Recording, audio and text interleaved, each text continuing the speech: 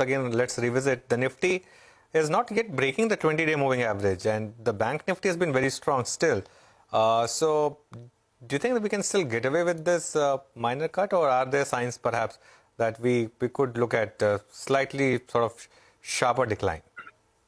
Anuj, I think even if there's a big and sharp decline, I don't think it'll be a trend-changing one. I think it'll be a part of this overall correction. So, for example, last time when we had the decline, the Bank Nifty went to about 40,600, and the Nifty recently went to about as low as about 17,500, 450. I think that can be revisited. I still believe that they'll be held because the medium-term charts for both the indices are quite positive. Okay, all right. Mitesh, thanks a lot for that view. Well, let's get in Hemang Jani to join in. Hi, Hemang. The markets are a little bit volatile today, but one stock that's looking pretty good is Akzo Nobel. I remember the company at one point of time was not very aggressive in the paint space. Today, we had the management earlier today. They're talking about double-digit volume growth, margins moving back to around 15 to around 17% from around that 13%. And also, they said that they've been gaining market share for the last few quarters, I think close to around 4 to around 5 quarters. View on the stock or on the space, from the paint space, what's your preference? Yeah, Nigel, good afternoon. See, Akzo Nobel we don't cover, but from a consumption theme perspective, we do like some of the paint companies, and within mid-cap, we do cover Indigo Paints, which has a presence in the Tier 2, Tier 3 cities and differentiated category of product offering. So we do like some of these names for the fact that you're seeing some stability on the margin front, and the overall festive season and even otherwise, you see the traction in terms of volume growth that is quite good, and particularly next 2 months, Diwali, before that about 2-3 weeks, you see the maximum traction coming through in the paint company. So we do think that there is going to be a good amount of positive buying interest on this name. Okay, Hemang, good afternoon. What's your view on ACC and Ambuja now?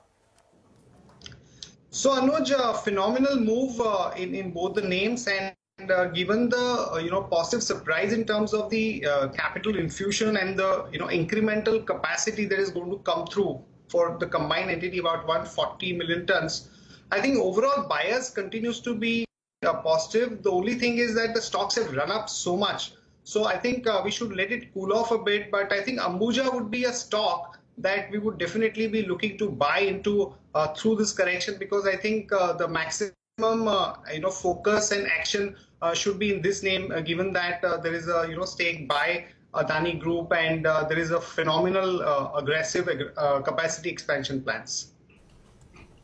No, I get that. 100 points, by the way, lower, 17,717. I mean, it's 0.5% cut basically at this point in time. Market breadth is 2:1, maybe a little more in terms of in favor of declines, but seems like just a pullback. Cement, of course, is the one area which we were discussing. A lot of names which are lower and sharply lower at that, but the rallies, of course, have also been very strong. Any stock picks, Hemang? Anything you'd like to discuss? Tell our viewers to take a look at now after what the market has done?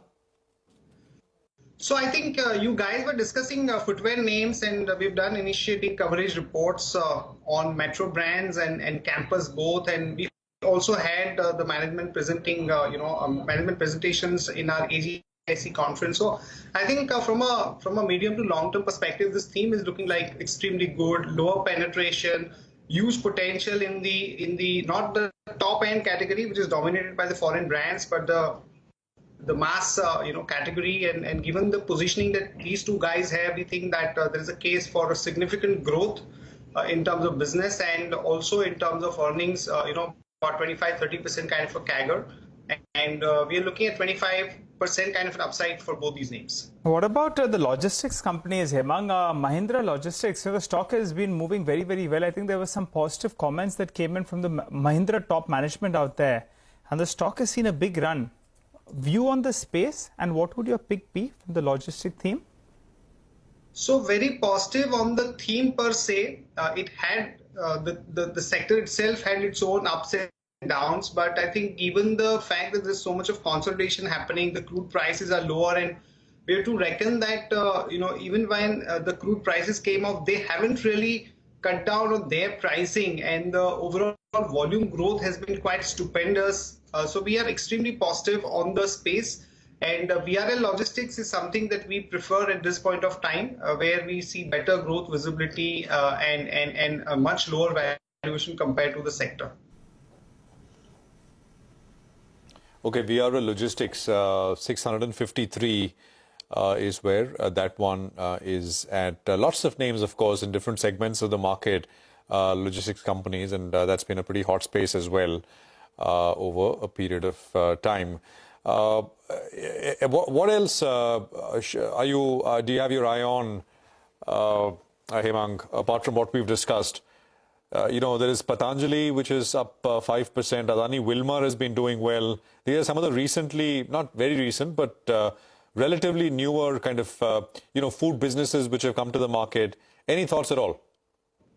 So Patanjali, we had Baba Ramdev ji, giving a presentation on their future plans, and it was quite exciting. Actually, from 4,000 crore to Patanjali Food, they're looking at a turnover of 10,000 crore with a 15% kind of margins, 4 new IPOs, and both listed and unlisted level. The turnover will go from 40,000 crore to 100 lakh crore, and about 15 to 18% kind of margin. So very exciting story, and given the kind of turnaround that we've seen in Ruchi Soya post acquisition and the kind of plans that he has on the nutraceutical, etc., people are excited. It's a story for niche investors, not for everyone, but we do think that this presents a good opportunity for a lot of investors. Tell you the other 4 listings? Did he talk about that? Because he mentioned that a week ago, saying that there are 4 other businesses which I'm going to list. Yes, so these 4 companies he's going to list. We did not have any specific details in terms of timelines, but all the 4 companies he has plans of doing the IPO over a period of time.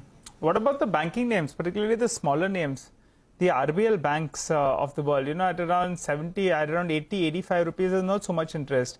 But now, periodically, when the stock is down, you see some kind of buying interest. And even today, as we speak, the stock has moved to the high point of the day. Would you stick to the larger names, or do you believe some of these names like RBL Bank, IDFC First Bank, some of them that have been shunned away, suddenly they're back on the buying list? You're in that camp? So Nigel, within the smaller banks, we like Federal Bank and IndusInd Bank. I think it's better to stick to slightly better quality names, because typically in a bull run, there's a liking for smaller names, but sometimes when the rally fizzles out, people do get stuck. So we would be more comfortable with these 2 names. Okay. All right, Hemang, stay with us. For the time being, though, I think we'll take a short break with news that the markets are down close to under 100 points.